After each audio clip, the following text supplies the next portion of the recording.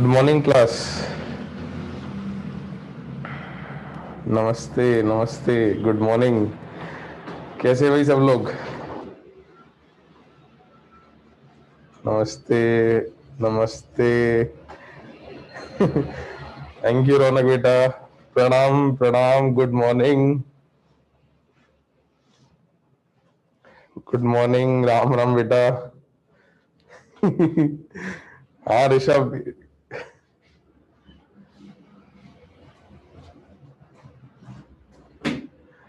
Thank you Rishi, thank you बेटा। हाँ भाई, तो we are back to board today, है ना? The change. आज अपना चैप्टर भी खत्म कर लेंगे। We are towards the end of the chapter. तो हम लोगों ने इनर्ट गैसेस का एडिशन पढ़ा था, उस पर कुछ क्वेश्चंस कर लेंगे। इनफैक्ट फैक्टर्स अफेक्टिंग इक्विलिब्रियम पर ही कुछ क्वेश्चंस कर लेंगे, टेम्परेचर डिपेंडेंस के, इनर्ट गैस के, वॉल्यूम चेंज, प्रेशर चेंज के, है ना? थैंक यू देवेश बेटा, थैंक यू। चलो प्रणव, अच्छा सही है। तो भाई आज अपन चैप्टर कंप्लीट करते हैं, केमिकल इक्विलिब्रियम। नेक्स्ट वीक से फ्रेश स्टार्ट रहेगा, आयनिक इक्विलिब्रियम का नया चैप्टर होगा। तो पहले थोड़ी देर पढ़ाई कर लेते हैं, बाकी बातें बाद में कर लेंगे। करें पढ़ाई बच्चों? बिल्कुल, है ना। थर्मोडायनेमिक्स वाला पार्ट बेटा लिखेंगे अपन, उसके क्वेश्चंस अभी नहीं करेंगे। उसके क्वेश्चंस अपन थर्मोडायनेमिक्स पढ़ने के बाद करेंगे। फॉर्मूलेज में आपको चैप्टर के एंड में लिखवा जरूर दूंगा, क्योंकि जब भी आप कभी अपने नोट्स यूज करो फ्यूचर में, तो आपके पास केमिकल इक्विलिब्रियम में जो केमिकल इक्विलिब्रियम के थर्मोडायनेमिक्स से रिलेटेड फॉर्मूले वो लिखे होने चाहिए एक जगह। हम उनको लिख जरूर लेंगे, जिससे फ्यूचर में कभी भी रेफरेंस आपको चाहिए हो तो मिल जाए। आओ भाई, ये लास्ट लाइन में ऐसे कुछ क्वेश्चन के आखिरी दो पॉइंट्स लिखे होंगे तुमने, है ना? एक क्वेश्चन किया था हम लोगों ने, डायरेक्शन बता रहे थे, यही लिखा था ना लास्ट क्लास में? बिल्कुल। चलो तो लास्ट फैक्टर अपन पढ़ लेते हैं, effect of catalyst. Effect of catalyst क्या होगा इक्विलिब्रियम पर? फिर कुछ क्वेश्चंस करेंगे अपन लोग। तो इसमें मेरे साथ साथ लिखो, मैं डिक्टेट कर रहा हूं। इफेक्ट ऑफ कैटलिस्ट में, catalyst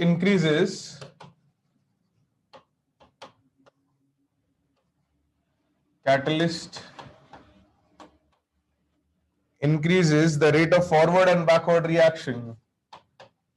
Increases the rate of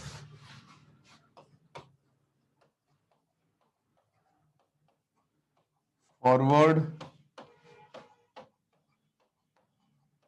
and backward reaction by the same factor.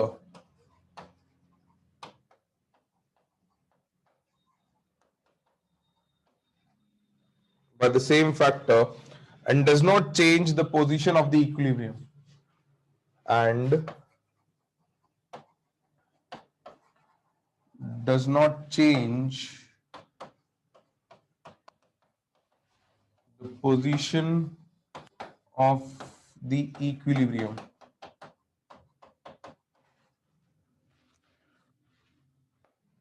Stop in bracket,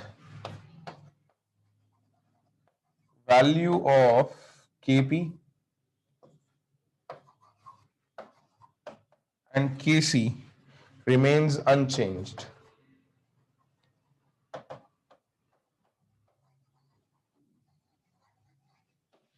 Bracket closed. उसके नेक्स्ट लाइन में, that is catalyst does not change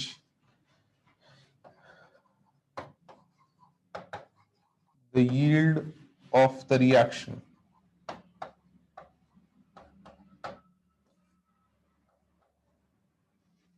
That is, the catalyst does not change the yield of the reaction. इसको लिखो। तो catalyst add करने से equilibrium को कभी भी कोई फर्क नहीं पड़ेगा, सिर्फ रेट्स फास्ट हो जाएंगी, बट दोनों तरह की रेट्स फास्ट हो जाएंगी। तो हम इसका एक ग्राफ बना के देखते हैं कि कॉन्सेंट्रेशन वर्सेस टाइम में कैटलिस्ट ऐड करने का क्या फर्क पड़ता है।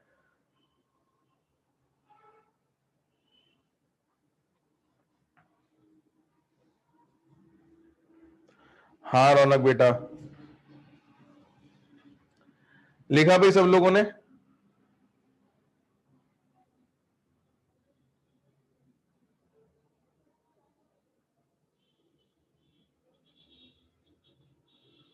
ठीक है, तो अब अपने को कंसंट्रेशन वर्सेस टाइम ग्राफ बनाना है और देखना है कैटलिस्ट होने और ना होने पे क्या फर्क पड़ता है।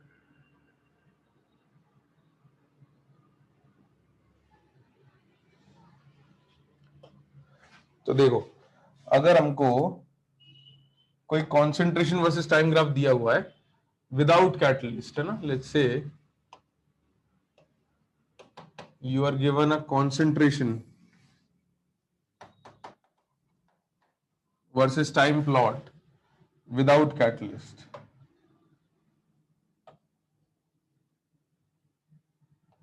रिएक्टेंट से आपने स्टार्ट किया था, this is a graph for reactant. Chapter की बिगनिंग में हमने कुछ ग्राफ्स बनाए थे, वो याद है सब लोगों को? वो याद होने चाहिए।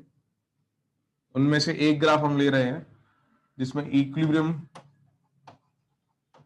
पर इस टाइप से कुछ कॉन्सेंट्रेशंस का फैक्टर रहता है, और लेट्स से ये यहां पर जाके कॉन्सेंट्रेशन कांस्टेंट हो जाती है। This is your T equilibrium, पहला इक्विलिब्रियम इस पॉइंट पे आ रहा है ना? दिस इज विदाउट कैटलिस्ट, ये हमको ग्राफ दे रखा है विदाउट कैटलिस्ट।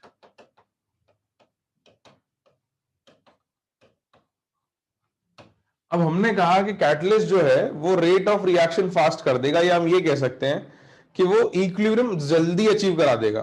तो अभी यहां इक्विलिब्रियम अचीव करने में इतना टाइम लग रहा है, जो भी value, let's say 20 minutes, 30 minutes, whatever it is, it's some value.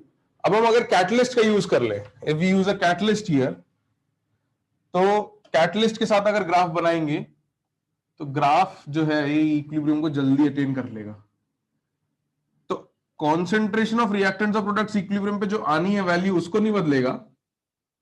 It will not change the values that you will get.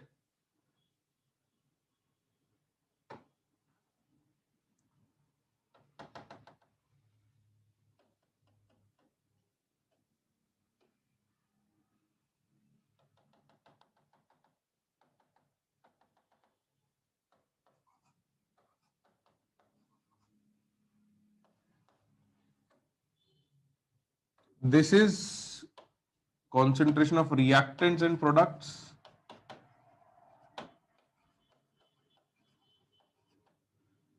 And this is with catalyst. तो हुआ क्या कि आपका जो कैटलिस्ट है उसने कॉन्सेंट्रेशन जो आनी है इक्विलिब्रियम पर, है ना, जैसे अगर हम मार्क करें तो कॉन्सेंट्रेशन एट इक्विलिब्रियम रिएक्टेंट की और प्रोडक्ट की कैटलिस्ट के बिना और विद कैटलिस्ट वैल्यू सेम आती है, लेकिन टाइम में फर्क आता है, सिर्फ कितनी देर में अचीव होता है इक्विलिब्रियम। तो इक्विलिब्रियम की पोजीशन पर कोई इफेक्ट नहीं करेगा कैटलिस्ट। इक्विलिब्रियम पर जो रेशियो आएगा मोल्स का प्रोडक्ट और रिएक्टेंट का, वो उतना ही रहेगा, बस वो रेशियो जल्दी आ जाएगा। टाइम पर इफेक्ट डालता है कैटलिस्ट।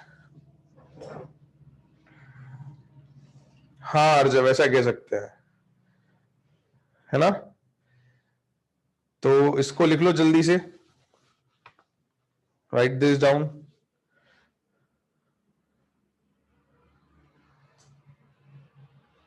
छाप लिया? हाँ, इक्विलिब्रियम जल्दी अचीव हो जाता है। कैटलिस्ट के एग्जांपल्स अभी आपको केमिकल इक्विलिब्रियम में तो याद नहीं रखने पड़ेंगे, बट आगे चल के इनऑर्गेनिक केमिस्ट्री में कई जगह आएंगे, और ऑर्गेनिक में आएंगे तो आपको थोड़े से याद होने चाहिए,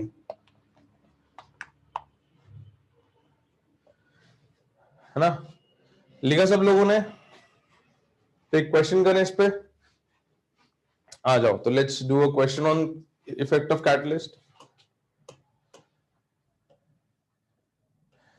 लिखो question. The equilibrium constant for a reaction, the equilibrium constant for a reaction, आपको एक रिएक्शन दे रखा है, N2 gaseous plus 3H2 gaseous in equilibrium with 2NH3 gaseous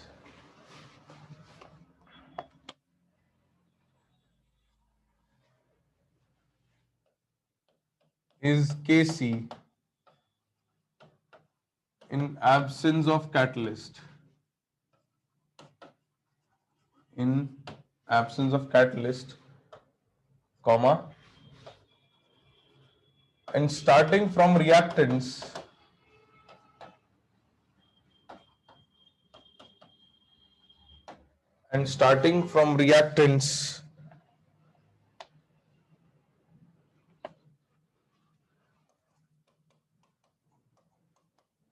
it took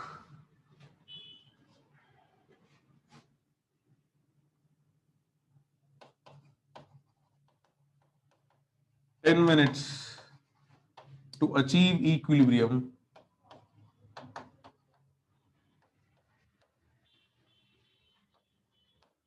at 300 Kelvin in absence of catalyst. Full stop. If in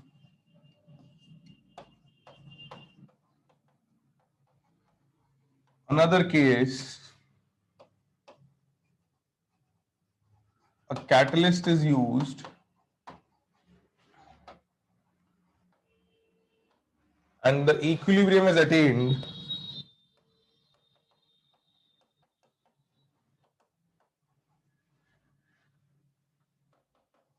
in 1 minute under same conditions, then, comma, the equilibrium constant in presence of catalyst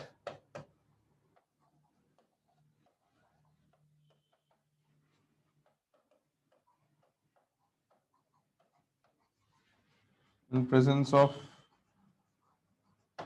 catalyst has the value, your options are A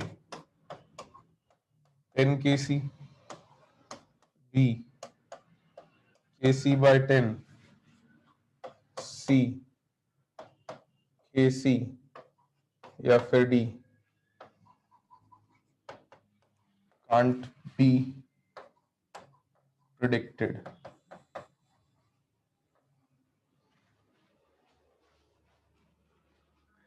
है ना, इतना लंबा सवाल है, answer तो बहुत simple सा ही है ना? क्या आ रहा है आंसर भाई? कुछ सोच नहीं है, एक डायरेक्ट आंसर मार्क कर देना कि भाई हमने अभी पढ़ा था कि कैटलिस्ट हो ना हो केसी को कोई फर्क नहीं पड़ता उससे, कैटलिस्ट होने ना होने से। है ना?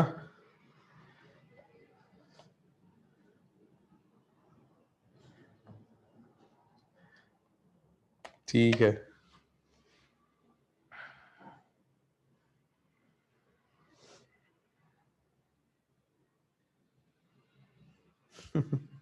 लिख लिया सबने? हाँ गोपाल बेटा, मैंने लिख भी इसलिए दिया है अगर डिक्टेट करने में किसी का छूट जाता है तो फिर बोर्ड से देख लेते हैं। लिखा सबने?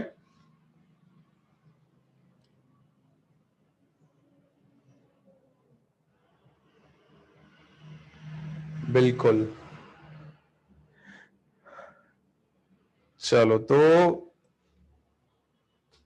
प्रीवियस स्लाइड में एक बार दिखा देता हूं, जल्दी से देख लो जिस जिसका मिस हुआ था। तो ये जो फैक्टर्स थे जो इक्विलिब्रियम को इफेक्ट करते हैं वो हमने कंप्लीट कर लिए। इस पर मैं भी कुछ और एक दो क्वेश्चंस प्रैक्टिस करवा दूंगा तुमको, टेम्परेचर वाले फैक्टर पर और इनर्ट गैस पर एक दो क्वेश्चंस कर लेंगे।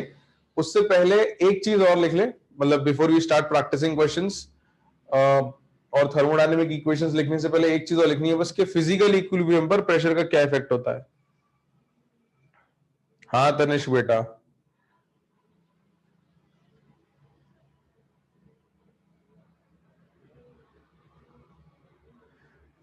चलो लिखो नेक्स्ट हेडिंग बच्चों। Next heading is effect of pressure on physical equilibrium. तो सॉलिड्स और लिक्विड्स के बीच में या लिक्विड्स और गैसेस के बीच में जो इक्विलिब्रियम्स होते हैं उन पर प्रेशर का इफेक्ट जो है वो हम इस चैप्टर की मदद से बता सकते हैं कि प्रेशर बढ़ाओगे तो लिक्विड और सॉलिड में किधर जाना चाहेगा अगर सब कुछ सेम रखते हैं तो, या गैसेस और लिक्विड्स का अगर इक्विलिब्रियम है, फिजिकल इक्विलिब्रियम, तो वो कहां शिफ्ट होने की टेंडेंसी रखेगा, तो वो भी हम यहां से प्रेडिक्ट कर सकते हैं, है ना। सिक्स पॉइंट नहीं है, दिस इज सेपरेट, है ना। सिक्स पॉइंट नहीं, अपने जो इफेक्ट्स थे वो वहां पे खत्म हो गए, this is separate.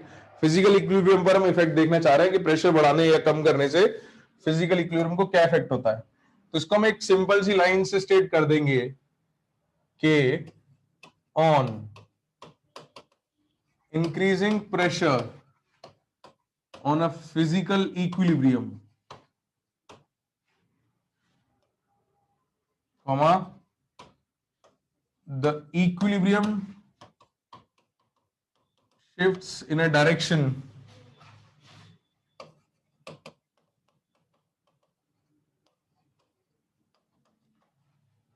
where the density of the substance is higher, or we can say that the volume is lesser. ये वॉल्यूम इज स्मॉलर कह देते हैं। एग्जाम्पल भी लिख लेते हैं भाई। एग्जाम्पल इज कि अगर तुम्हारे पास आइस और वाटर इक्विलिब्रियम में है, एक कंटेनर ले लिया और उसके अंदर तुमने आइस ले रखी है और वाटर ले रखा है, दोनों का इक्विलिब्रियम बना रखा है, कुछ अमाउंट में आइस है कुछ अमाउंट में वाटर है। ना तुम सिस्टम को हीट दे रहे हो ना सिस्टम से हीट बाहर ले रहे हो, तो ना पानी आइस में कन्वर्ट हो रहा है ना आइस पानी में जा रही है ना, दोनों इक्विलिब्रियम में मेंटेन्ड है, नेट। अब मुझे पहले ये बताओ तुम कि इन दोनों में से डेंसिटी किसकी ज्यादा होती है। This is solid, this is liquid, तो किसकी डेंसिटी ज्यादा होती है, पानी की ज्यादा होती है ना, हायर डेंसिटी। तो नॉर्मली सॉलिड्स की डेंसिटी ज्यादा होती है, बट पानी एक ऐसा केस है जहां सॉलिड की डेंसिटी कम होती है। This is lower density. अब अगर तुम आइस और वाटर के इक्विलिब्रियम में प्रेशर इंक्रीज करोगे तो ये किस तरफ शिफ्ट होगा, इक्विलिब्रियम किस तरफ शिफ्ट होगा, टुवर्ड्स वाटर। तो हम यहां लिख सकते हैं कि on increasing pressure equilibrium shifts in forward direction, और अगर प्रेशर कम किया तो किधर जाएगा, बैकवर्ड्स, नाइस की तरफ, बिल्कुल। तो यहां on decreasing pressure equilibrium shifts in backward direction. और इसका एक एग्जांपल मैं बताऊंगा, आपने अपनी डे टू डे लाइफ में कभी ना कभी इसको ऑब्जर्व किया ही होगा कि प्रेशर बढ़ाने से आइस जल्दी मेल्ट होती है। तो ice shifts to water on increasing pressure, ये मतलब डे टू डे लाइफ में देखने को मिल जाता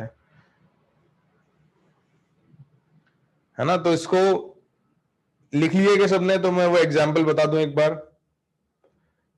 हाँ, गुड। तो आप लोगों ने कभी ऐसा ट्राई किया है कि आपके पास दो आइस क्यूब्स हैं और उन दोनों को आप एक दूसरे के अगेंस्ट,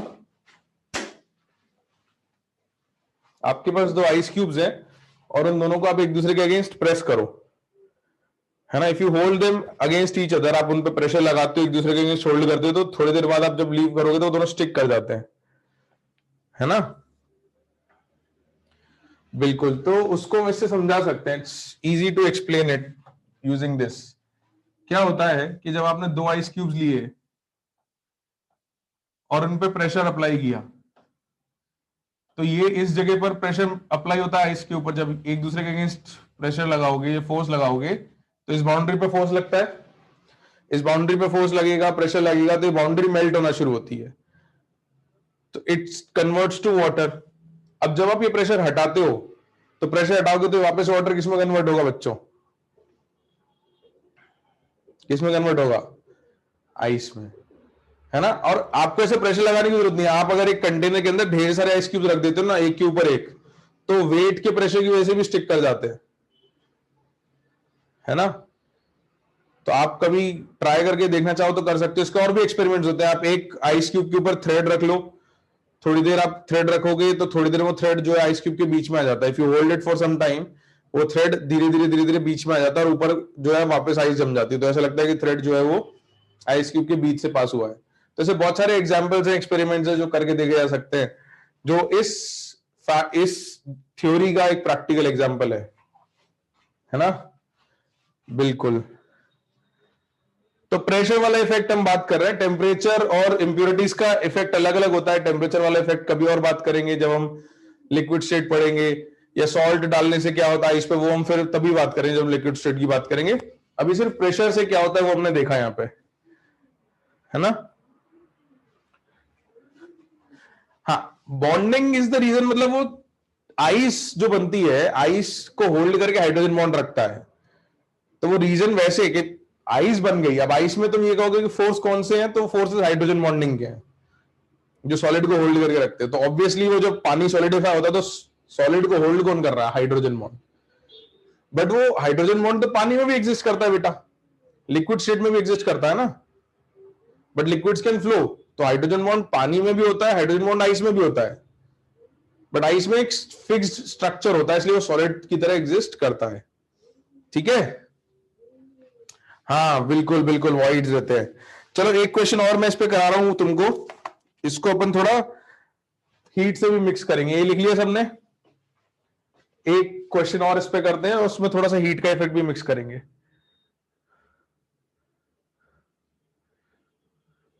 ठीक है। आरुष बेटा पता नहीं है तुम इंस्टेंट आइस एक्सपेरिमेंट का मतलब क्या कह रहे हो, I am not sure about it. एक क्वेश्चन करते हैं, लिखो बच्चों question, write down the question. लिखो, densities of diamond and graphite,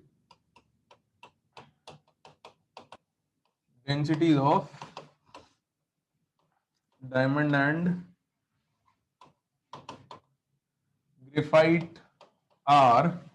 अच्छा मैं वैल्यू तो दे दूंगा, बट तुम्हारे हिसाब से किसकी डेंसिटी ज्यादा होगी, डायमंड की कि ग्रेफाइट की? डायमंड, हाँ सही बात है। तो densities of diamond and graphite are 3.5 and 2.5 grams per ml, grams per ml। और अपने को एक इक्विलिब्रियम दे रखा है कि कार्बन डायमंड जो है is in equilibrium with carbon graphite, और इसका डेल्टा एच अपने को दे रखा है, डेल्टा एच इज -1.9 किलोजूल पर मोल, किलोजूल पर mole. Then favorable conditions for formation of diamond are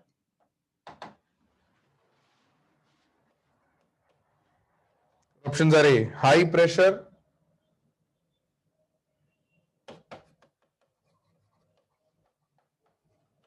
and low temperature,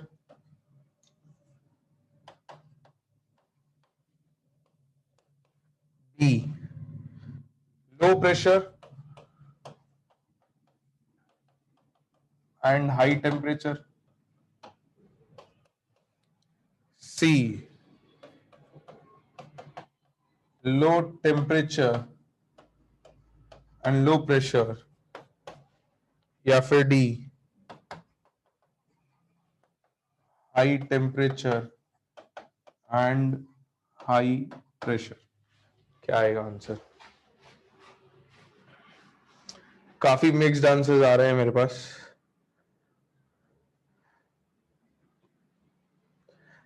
तो as a hint I would say कि हिंट तो क्या मतलब सोचने के तरीके से मैं कहूंगा कि दोनों फैक्टर्स को इंडिविजुअली सोचो कि टेम्परेचर के बारे में क्या आना चाहिए और प्रेशर के बारे में क्या आना चाहिए। अगर इंडिविजुअली कैलकुलेट कर लोगे तो फिर ज्वाइन करके ऑप्शन तो बता ही देंगे।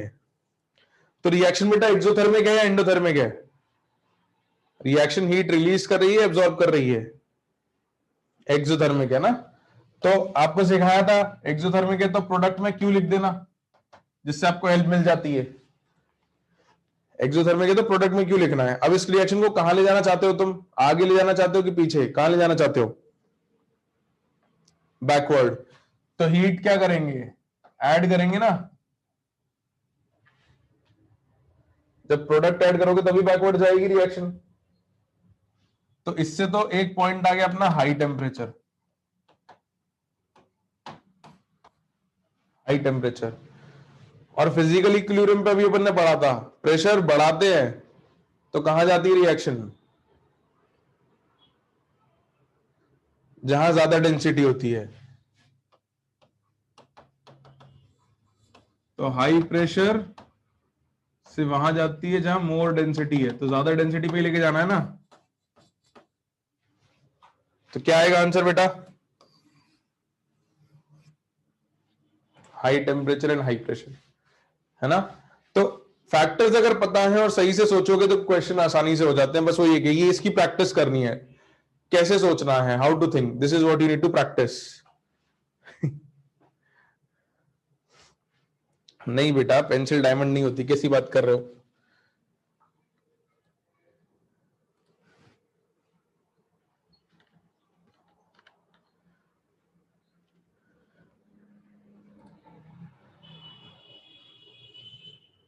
लिख लिए सबने?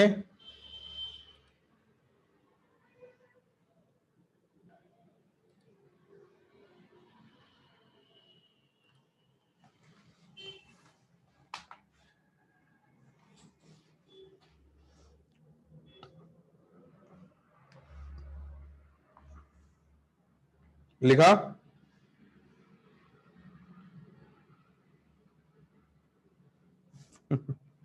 ठीक है, चलो तो थर्मोडायनेमिक्स वाला जो पार्ट है वो लिख लेते हैं, फिर कुछ क्वेश्चंस प्रैक्टिस और कर लेंगे, right.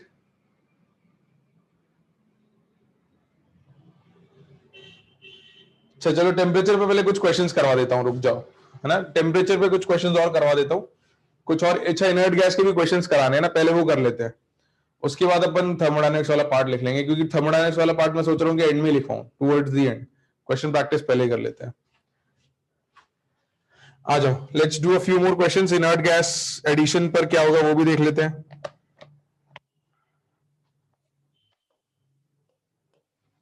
Let's do a few more question. लिखो बेटा question.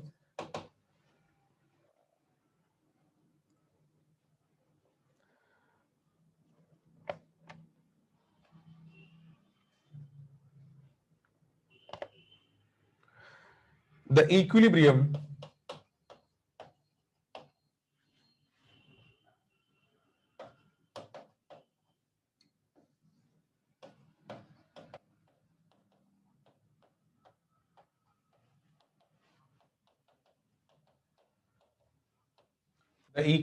N2H3 in equilibrium with N2 plus 3H2 is attained at 25 degrees Celsius. Is attained at 25 degrees Celsius in a closed, rigid container, and an inert gas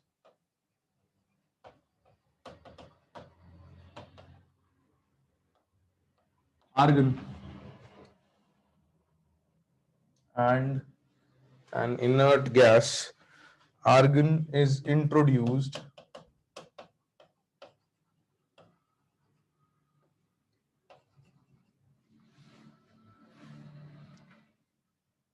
Full stop. Which of the following statements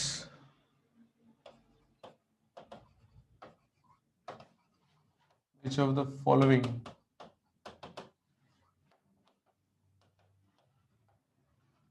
statements will be correct?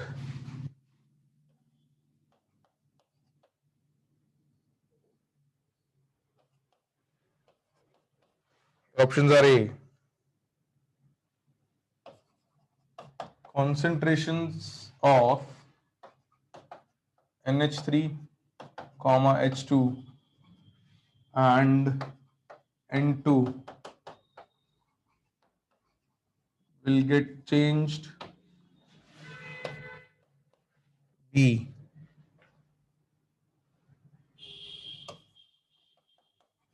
concentration of N2 gets decreased. C,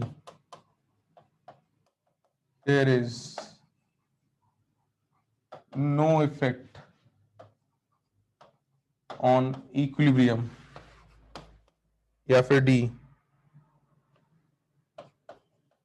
Kp of the reaction will increase.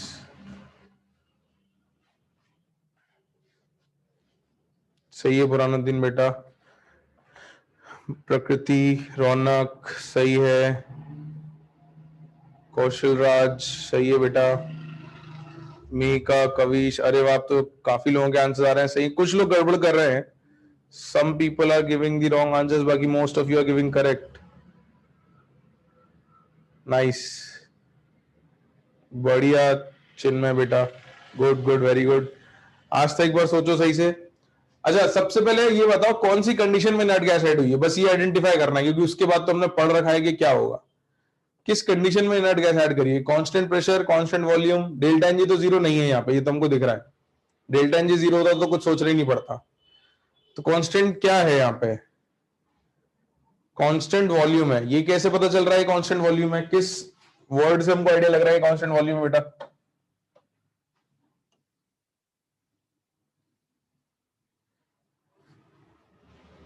Closed rigid container है ना। Container closed भी है, मतलब gases उससे बाहर नहीं जा सकती है, और रिजिड है मतलब फिक्स्ड वॉल्यूम है, शेप फिक्स्ड है ना। अगर शेप फिक्स कर दिया आपने कंटेनर का तो वॉल्यूम चेंज नहीं होगी। तो कांस्टेंट वॉल्यूम कंडीशन में इनर्ट गैस ऐड करने या इनर्ट गैस हटाने से कोई फर्क पड़ता था क्या? नहीं पड़ता था। तो अपना आंसर आ जाएगा सी, यही आएगा।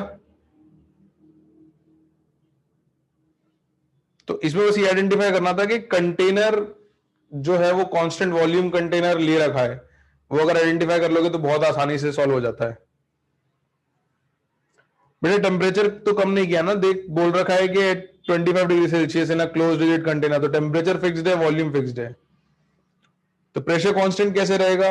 अगर टेम्परेचर फिक्स कर दिया बच्चों, पीवी इक्वल टू एनआरटी अपन ने पढ़ा था, देखो PV is equal to nRT. तो अभी आपकी ये वॉल्यूम फिक्स है, टेम्परेचर फिक्स है। अगर मोल्स बढ़ाओगे गैसेस के,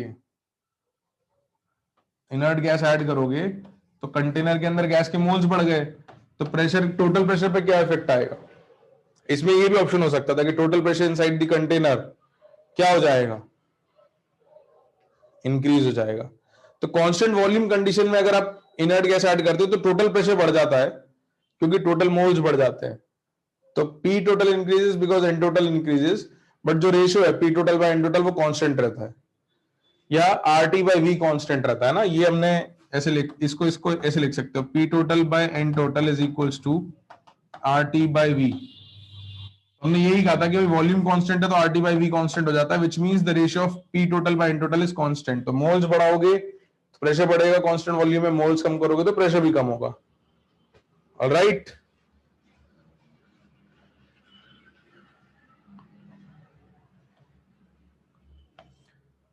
चलो और एक क्वेश्चन है, इस बार टेम्परेचर वाली बात रिवाइज करते हैं। टेम्परेचर की एक इक्वेशन लिखवाई थी, उस पर ग्राफ पे भी क्वेश्चन करवाए थे। आई होप सबने नोट कर लिया था पिछला क्वेश्चन। लिखो नेक्स्ट क्वेश्चन बच्चों। वेरिएशन ऑफ, अच्छा बेस लॉग के जो base log to the base e और log to the base 10 तो चेंज करना आता है ना, शिफ्ट करने आते हैं सबको कि कैसे इंटरचेंज होते हैं। हाँ वो आने चाहिए, ठीक है। तो अगर आते हैं तो फिर तो कर लोगे। क्वेश्चन लिखो, variation of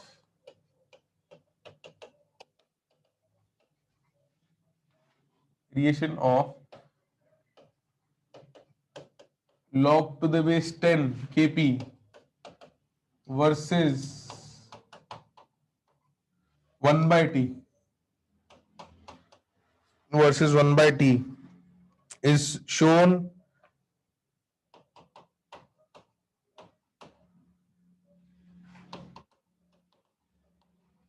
in the following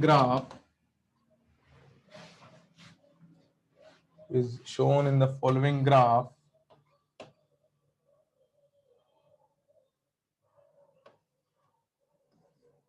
colon तुमको एक ग्राफ दे रखा है, y एक्सिस पे you have log to the base 10 of kp versus 1 by t,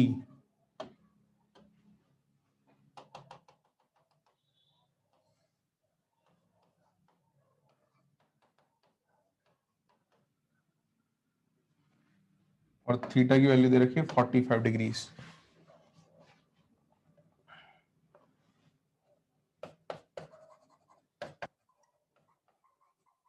Then the value of delta H naught for the equilibrium reaction is, your options are A plus 8.314 joules per mole, B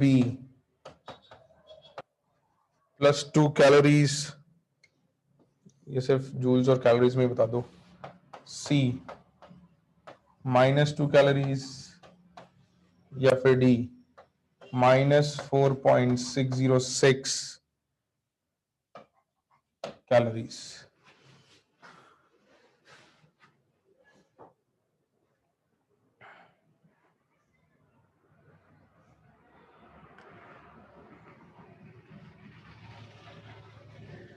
तो वैसे तो relation याद होगी कि tan theta क्या होता था, minus delta H by R, याद है क्या?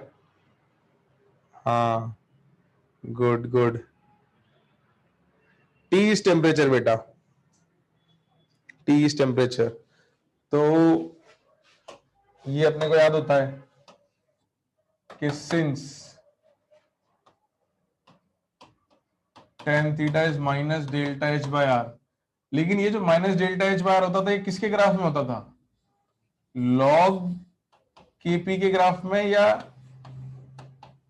एल एन केपी के ग्राफ में? किस में होता था? किस में होता था जल्दी बताओ। एल एन केपी में। यहाँ ग्राफ किसका दे रखा है तुमको?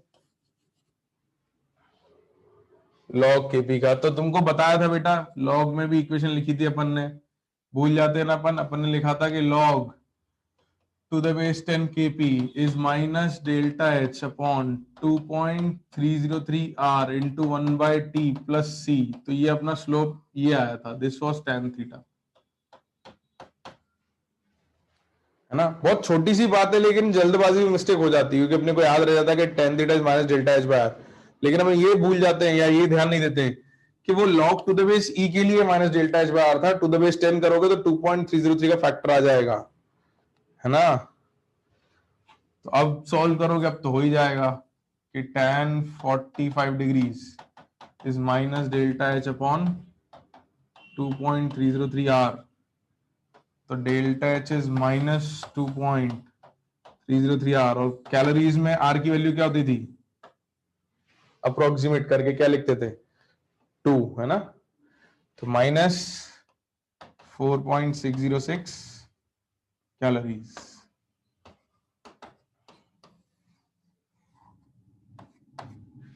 ये आ जाएगा आंसर। तो सारे ऑप्शंस हैं अपने पास, अगर अपन कोई भी गड़बड़ करें तो -1 मार्किंग के लिए बड़ा अच्छा सा ऑप्शन बना के दे रखे हैं है ना। तो प्रकृति बेटा आर की वैल्यू किस यूनिट पे उस पर डिपेंड करती है, जूल में आंसर देना होता तो 8.314 से मल्टीप्लाई करते, तो 8.314 इंटू 2.303 आंसर आता नेगेटिव में जूल में, बट वो तो 8.314 दे रखा है तो मैंने मार्क नहीं किया। बाकी 3 कैलोरीज में थे, तो क्योंकि ऑप्शंस कैलोरी में थे इसलिए आर की वैल्यू मैंने कैलोरीज में रख दी। तो यूनिट के हिसाब से आर की वैल्यू रखनी है अपने को, है ना।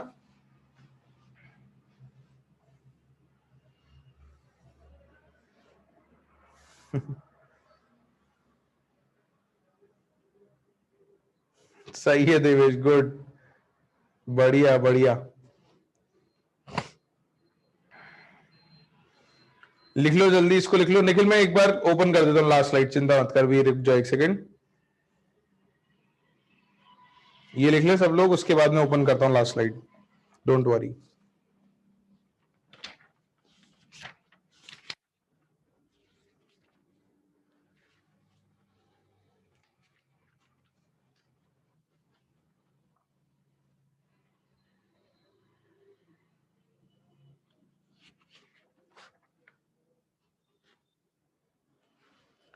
लिख लिया सबने सोल्यूशन?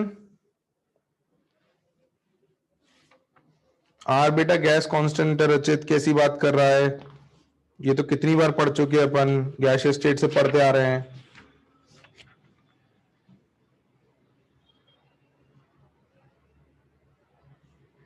अच्छा चिन्मय, कोई बात नहीं बेटा, ध्यान रखना आगे से, है ना। लो लास्ट स्लाइड, जिसको लिखनी थी जल्दी देख लो, quickly check it out.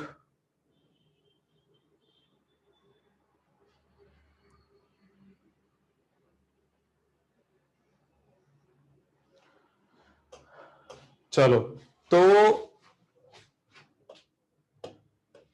Inert gas add करने पर एक क्वेश्चन में तुमसे रेट वर्सेस टाइम ग्राफ का क्या होगा ये पूछ लेता हूं, है ना, कि अगर मैंने इनर्ट गैस ऐड कर दी तो रेट वर्सेस टाइम ग्राफ में क्या चेंज आएगा, एक रिएक्शन के लिए पूछ लेता हूं, थोड़ा तुमको सोचना पड़ेगा इसमें।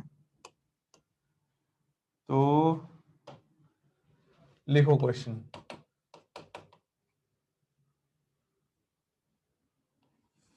और an equilibrium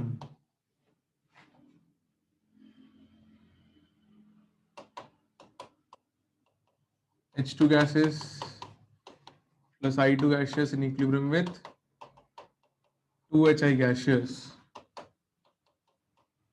if an inert gas is added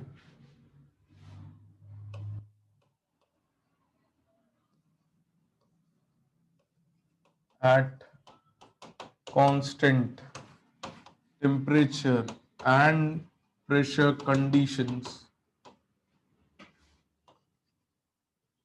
then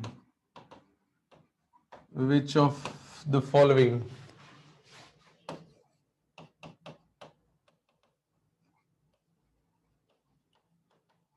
can be true?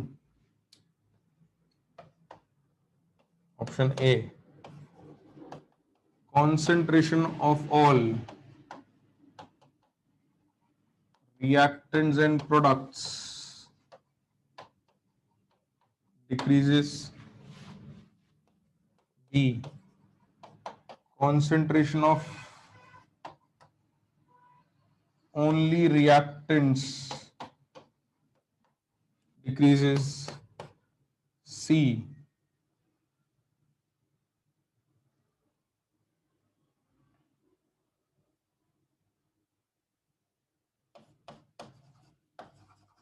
the equilibrium does not get disturbed.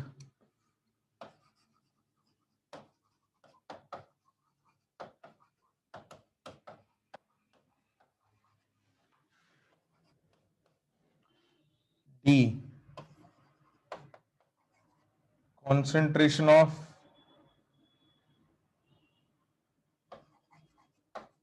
all species increases और जगह कम है तो ऑप्शन ई,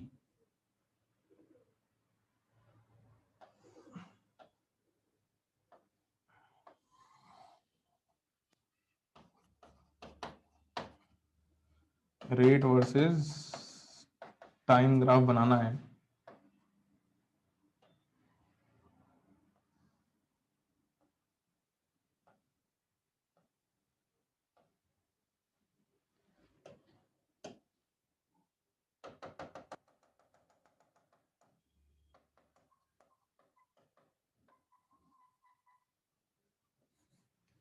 Inert gas added.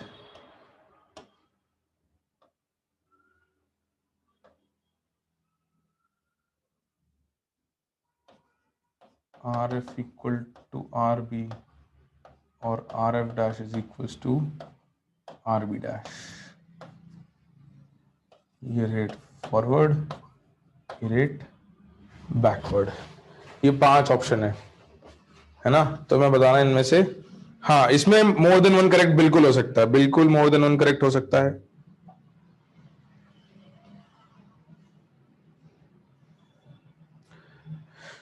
तो मेरे पास आंसर्स आ रहे हैं, बट कंप्लीटली करेक्ट आंसर, जैसे मल्टीपल करेक्ट में ऐसा होता है ना, जैसे सारे सही। अच्छा खुश सही है बेटा, तेरा आंसर सही है। ऋतुराज ठीक है।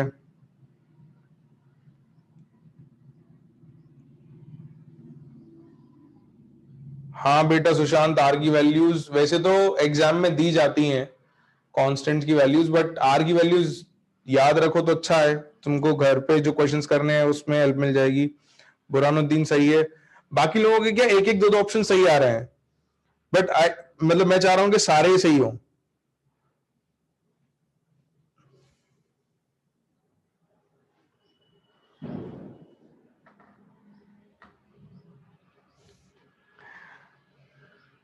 अच्छा चलो एक एक ऑप्शन करके डिस्कस करते हैं। रुक जाओ रुक जाओ रुक जाओ, सब लोग रुक जाओ एक सेकंड, क्योंकि बहुत मिक्स्ड आंसर आ रहे हैं, तो ऐसे में डिस्कस करने में थोड़ी दिक्कत आएगी। मुझे पहले तो ये बताओ कि कांस्टेंट प्रेशर टेम्परेचर कंडीशन में तुमने नट गैस ऐड करी है ना, तो अपने पास जगह नहीं है, तो अपन अगले स्लाइड पे जाके थोड़ा डिस्कस कर लेते। तुम्हारे पास ये सिस्टम था, इसके ऊपर प्रेशर कांस्टेंट था, और यहां तुम्हारे पास H2 plus I2 in equilibrium with 2HI का इक्विलिब्रियम था। तो पहले तो इसका डेल्टा एनजी बताओ क्या है भाई, डेल्टा एनजी क्या है इसका, 0। तो इसको देखते ही याद आता है कि सर ने एक बात तो सिखाई थी कि नो इफेक्ट ऑन इक्विलिब्रियम आएगा, ऑन इक्विलिब्रियम पोजीशन। तो इक्विलिब्रियम की पोजीशन पे कोई फर्क नहीं है, मतलब ना तो रिएक्शन इनर्ट गैस ऐड करने से नेट में फॉरवर्ड जाएगी, ना नेट में बैकवर्ड आएगी। मोल्स जो है उनमें कोई चेंज नहीं आएगा। Moles of H2, moles of I2, moles of HI जितने थे इक्विलिब्रियम पे उतने ही रहेंगे, ना किसी के कम होंगे ना किसी के बढ़ेंगे, है ना। ये तो याद है सबको, डेल्टा एनजी 0 पे पढ़ा था अपन ने। तो इससे पहली चीज तो क्या मार्क कर सकते हैं अपन, सी, इक्विलिब्रियम डिस्टर्ब नहीं हुआ हमारा, इक्विलिब्रियम पे जितने मोल्स थे उतने हैं। अब बाकी बातें देख लेते हैं, कुछ कॉन्सेंट्रेशन की बातें चल रही हैं और रेट्स की बातें चल रही हैं। तो कॉन्सेंट्रेशन से रेट का रिलेशन अपने को पता था, पढ़ा हुआ था अपन ने, तो अपन उसके लिए बात करते हैं। रुको जरा, रुको रुको, एक एक करके बात करेंगे। अगर आप इसमें इनर्ट गैस ऐड करते हो कांस्टेंट प्रेशर पे, गैस के मोल्स बढ़ा दिए, तो वॉल्यूम का क्या होगा बेटा। अगर आपने गैस के मोल्स ऐड कर दिए, आपने इसमें इनर्ट गैस डाल दी,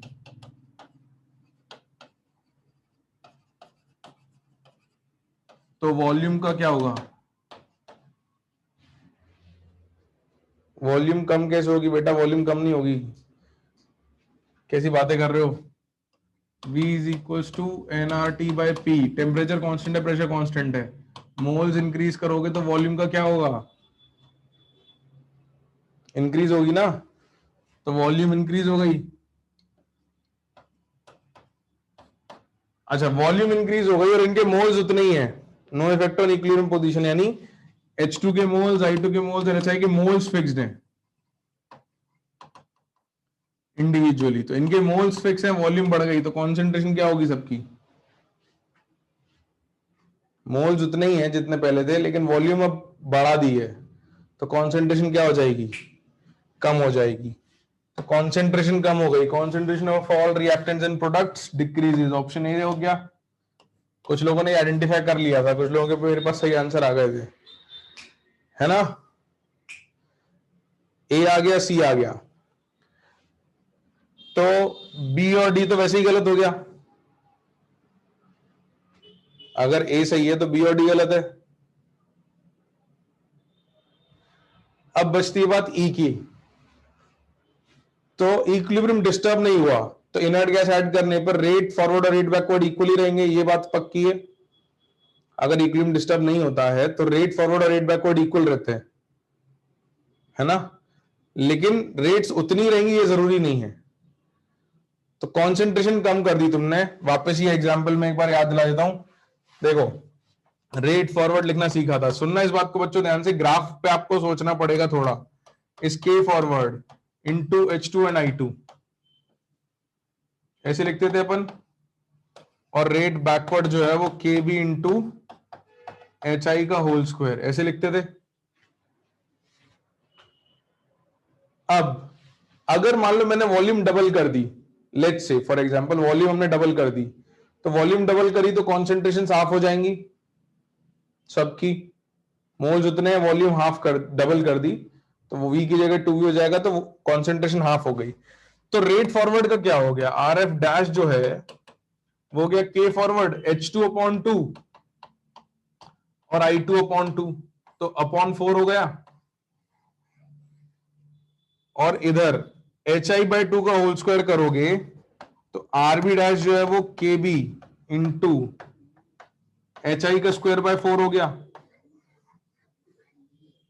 तो रेट्स पहले भी इक्वल थी, ये इक्वल थे, तो ये भी इक्वल रहेंगे। अगर rate forward rate backward equal थे तो बाय 4 दोनों को करोगे तो भी इक्वल रहेंगे, लेकिन कम हो जाएंगे, है ना,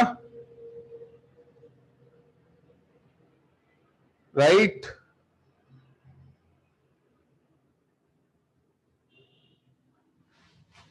तो ये हमारा ग्राफ जो है ई आ जाएगा कि रेट्स इक्वल रहते हैं, इसलिए इक्विलिब्रियम ना तो नेट फॉरवर्ड जाता ना बैकवर्ड जाता है, बट रेट्स दोनों जो है वो बराबर से कम हो जाते हैं अगर डेल्टा एन जी 0 है तो इक्विलिब्रियम डिस्टर्ब नहीं होगा। मोल्स रिएक्टेंट के जितने थे प्रोडक्ट के उतने थे उतने ही रहेंगे। कॉन्सेंट्रेशन बदल जाती है, कॉन्सेंट्रेशन बदलती है तो रेट्स पे फर्क आता है, बट रेट्स बराबर रहती हैं अगर डेल्टा एन जी 0 है तो, है ना। इसको मार्क कर लो, मैं अगला स्लाइड ओपन कर दूंगा, अगर किसी को लिखना हो तो लिख लेना। हाँ, मैं लास्ट पॉइंट एक बार और समझा दूंगा, रुक जाओ। ये स्लाइड कंप्लीट कर ली सबने?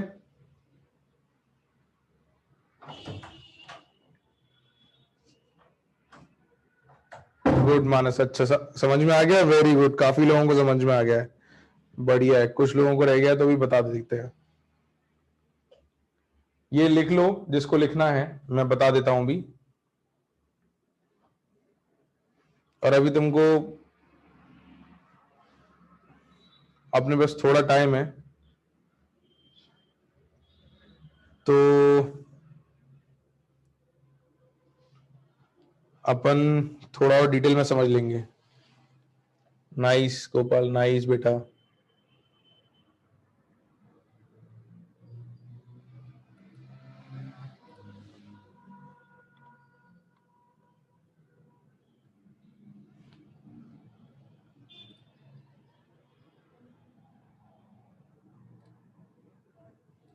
लिख लिया सबने?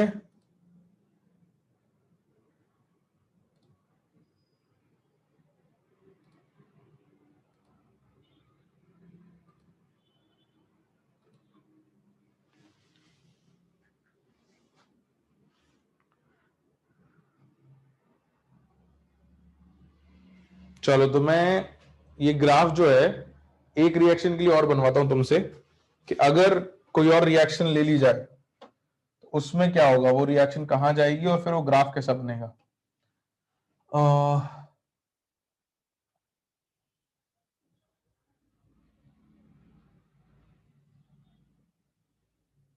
एक और एग्जांपल लेके चलते हैं। Twice of NH3 in equilibrium with N2 plus 3H2, ठीक है। इसका हमको ग्राफ बनाना है। तो इनिशियली पहले इक्विलिब्रियम पर बच्चों पहले सुन लेना, उसके बाद लिख लेना। रेट फॉरवर्ड आप लिखोगे तो वो आएगी के फॉरवर्ड इंटू NH3 कॉन्सेंट्रेशन का स्क्वायर, और रेट बैकवर्ड इज के बैकवर्ड इंटू N2 का स्क्वायर और H2 का क्यूब, ये आएगा।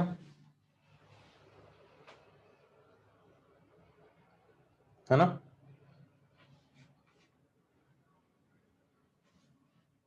हाँ, N2 का स्क्वायर नहीं आएगा, सॉरी, N2 की पावर 1 और H2 की पावर 3, ये ठीक है।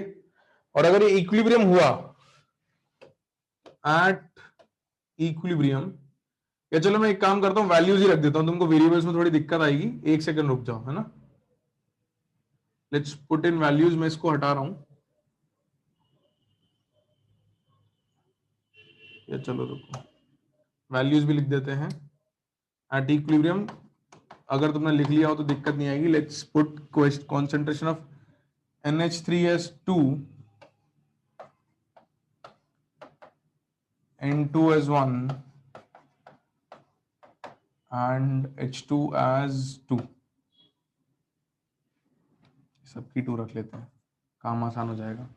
तो रेट फॉरवर्ड आ जाएगा आपका K फॉरवर्ड इंटू 4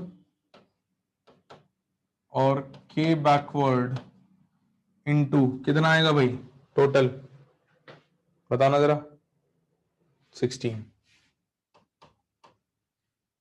और आपको दे रखा है कंडीशन के K forward into 4 is equals to K backward into 16, ये आपकी कंडीशन है इनिशियली, है ना। अभी लिखना मत, एक सेकंड रुक जाओ, आपको सब बातें क्लियर हो जाएंगी। इनर्ट गैस ऐड करने पे कॉन्सेंट्रेशन के साथ क्या होता है, थोड़ा मुश्किल काम है बट फिर भी।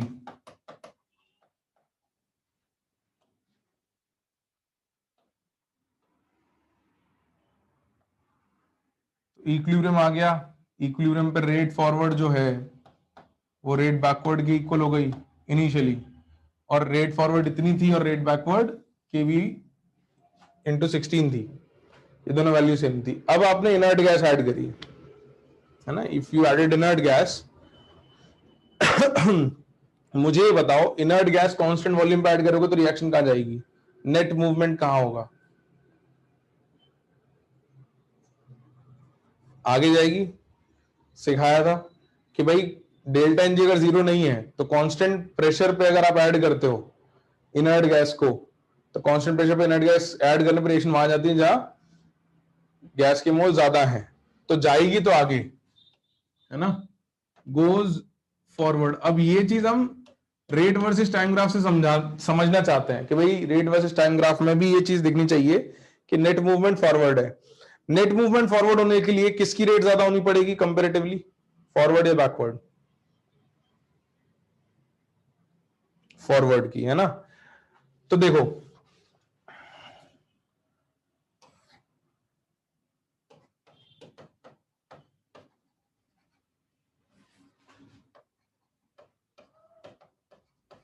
तो इनर्ट गैस ऐड करने पे वॉल्यूम डबल कर दी, तो कॉन्सेंट्रेशन ऑफ N2 क्या हो जाएगी 1, H2 क्या हो जाएगी 1 और NH3 भी 1।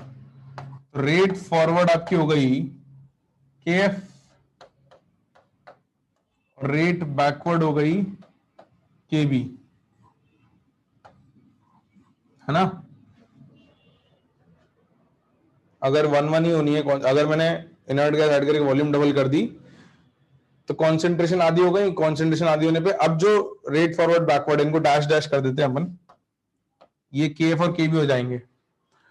अच्छा, KF और KB में बड़ा कौन है, KF अपॉन KB इज 4/1, तो बड़ा कौन है भाई KF। अच्छा एक बात और बताओ, रेट फॉरवर्ड 4 इंटू KF बड़ा है या KF बड़ा है, कौन बड़ा है, 4 इंटू KF, है ना। तो थोड़ा कॉम्प्लेक्स एग्जाम्पल है बट ध्यान से सुनोगे तो समझ में आएगा। तो यहां पर वैल्यू रेट फॉरवर्ड की है 4 into KF, 4 into KF। Inert gas add करने पे वैल्यू हो गई सिर्फ KF, तो वैल्यू घट के आ गई KF पे, तो ये आर एफ डैश यहां आ गया। अच्छा, रेट बैकवर्ड के बी है, तो के बी के एफ से बड़ा है या छोटा? स्मॉलर। तो कॉन्सेंट्रेशन कम हुई तो रेट्स तो कम होंगी, but rate forward come decrease होगी, रेट बैकवर्ड ज्यादा डिक्रीज होगी। तो आर बी डैश आपकी ज्यादा कम है और आर एफ डैश आपकी कम कम है।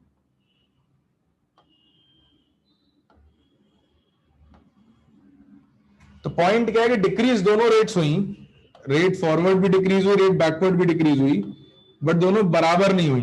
पिछले केस में क्या हो रहा था, इसमें दोनों डिक्रीज हो रही थी बट दोनों सेम वैल्यू से डिक्रीज हो रही थी, तो कांस्टेंट रह रहा था।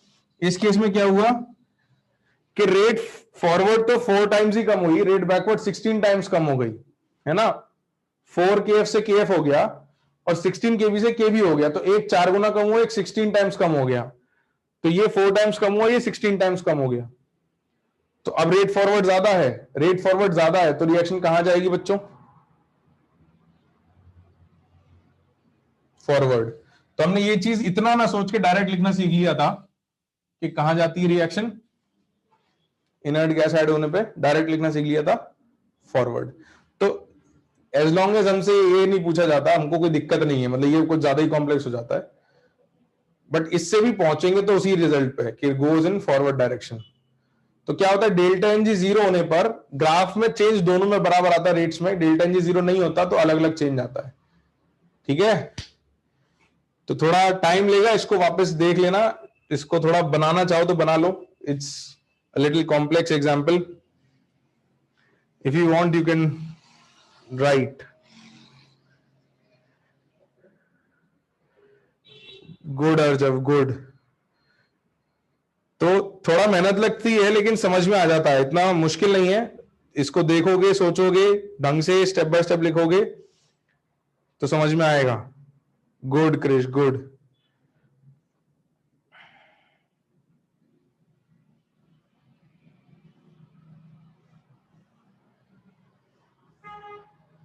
जल्दी से नोट कर लो, मैं वेट कर रहा हूं। आंसर इज एसी, बिल्कुल बेटा, पिछले क्वेश्चन का आंसर एसी ही है।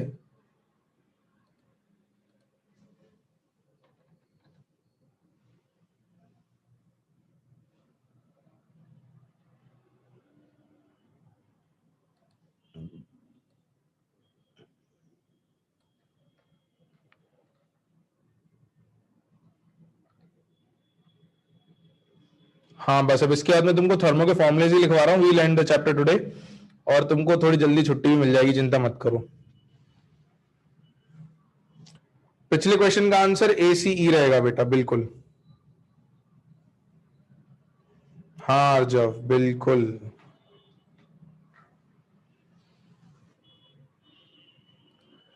हाँ, और नेक्स्ट वीक की क्लासेस के बारे में बात कर लेंगे, मैं तुम्हें बता दूंगा, बस ये लिख लें जल्दी से। तो ये ग्राफ हो गया, इसका आंसर एसीई हो गया, ये हमने ऑलरेडी लिख लिया था।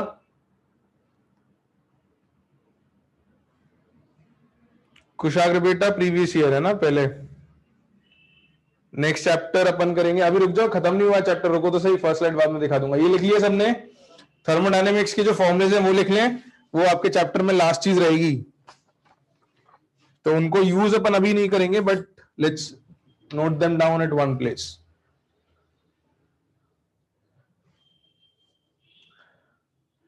ओके, लिखो भाई, लास्ट टॉपिक,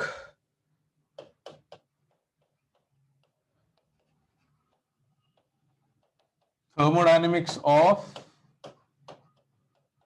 इक्विलिब्रियम प्रोसेस। अच्छा, एक बात और, before some people get tensed कि सर वो साइमल्टेनियस इक्विलिब्रियम नाम की हमने एक चीज पढ़ी, वो क्या है? साइमल्टेनियस इक्विलिब्रियम में कुछ थ्योरी नहीं है, जो कुछ हमने केमिकल इक्विलिब्रियम में सीखा इसी को यूज करना है। तो जो हमारा अगला चैप्टर है आयनिक इक्विलिब्रियम, सुन लो भाई सब लोग ध्यान से, आयनिक इक्विलिब्रियम में हम लोग जो कुछ इस चैप्टर में यूज किया है इक्विलिब्रियम, उसी को यूज करेंगे। तो अगला चैप्टर आपका इसके कंटिन्यूएशन में रहेगा, इस चैप्टर की सारी चीजें वहां रिवाइज होंगी और उनको और कॉम्प्लेक्स चीजों पे यूज करना सीखेंगे। तो it will be a consolidation for this chapter. तो साइमल्टेनियस इक्विलिब्रियम अगले चैप्टर में हम कई जगह यूज करेंगे, इसलिए मैं उसे अलग से यहाँ नहीं पढ़ा रहा हूँ, because will be using it in our next chapter. बहुत जगह जब हम इक्वेशंस लिखेंगे तो दो इक्विलिब्रियम एक साथ सॉल्व करेंगे, दो इक्विलिब्रियम एक साथ सॉल्व करने को साइमल्टेनियस इक्विलिब्रियम कहते हैं।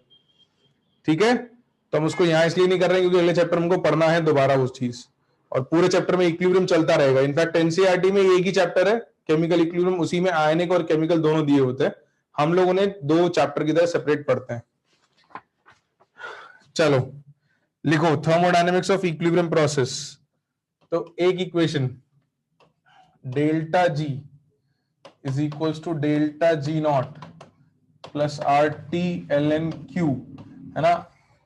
अब ये डेल्टा जी वगैरह सब सिखाऊंगा मैं थर्मोडायनेमिक्स में, तुम चिंता मत करो, इसको थर्मोडायनेमिक्स में पढ़ेंगे। इनके नाम हम जरूर लिख लेते हैं कि यार डेल्टा जी क्या है, क्यू क्या है। Delta G is known as Gibbs free energy, मतलब के लिए पूरा एक चैप्टर अलग है तो हम वहां पढ़ेंगे। क्यू जो है यहाँ पे वो है रिएक्शन क्वेश्चन, ये तो हमने इसी चैप्टर में पढ़ा था, रिएक्शन क्वेश्चन। फिर सेकंड में at equilibrium condition, delta G जो होता है वो जीरो होता है, ये हमको याद रखना है। थर्मोडायनेमिक्स में फिर से इसको बात करेंगे हम। और Q जो होता है वो K के इक्वल होता है, देयरफॉर हमारे पास आ जाता है जीरो। इस इक्वेशन में वैल्यू सब्स्टिट्यूट करके delta G not plus R T L N K, तो हमारे पास जो नई इक्वेशन उनकी आती है वो है delta G not is minus R T L N K. तो इसको अगर इक्वेशन 1 कह दें और इसको इक्वेशन 2 कह दें, तो यूजिंग 1 एंड 2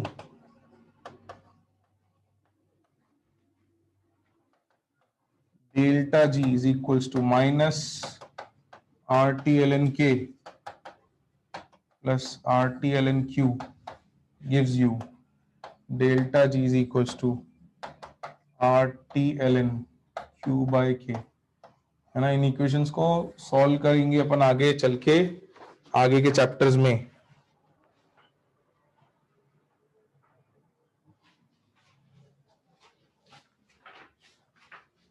ठीक है भाई, लिख लो यहां तक। के क्या है वो तो पता है ना, वो लिखने की जरूरत तो नहीं है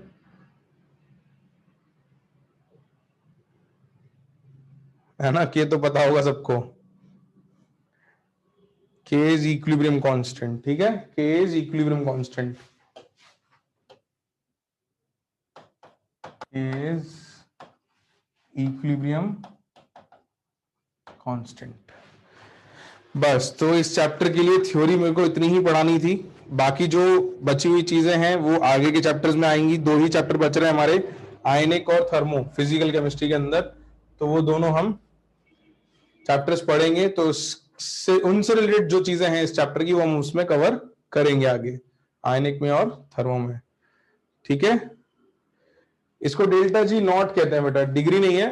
delta G not is standard conditions होती है कुछ, जैसे एसटीपी तुमने पढ़ा था, जैसे थर्मोडायनेमिक्स की कुछ स्टैंडर्ड कंडीशंस होती है, वो हम पढ़ेंगे। तो जनरल कंडीशन पे डेल्टा जी लिखते हैं किसी भी जनरल कंडीशन पे, और स्टैंडर्ड कंडीशन होता है तो डेल्टा जी नॉट। बट ये सब बातें थर्मोडायनेमिक्स में करेंगे, मतलब इनकी टेंशन मत लो, ये तो हम थर्मोडायनेमिक्स में पढ़ेंगे।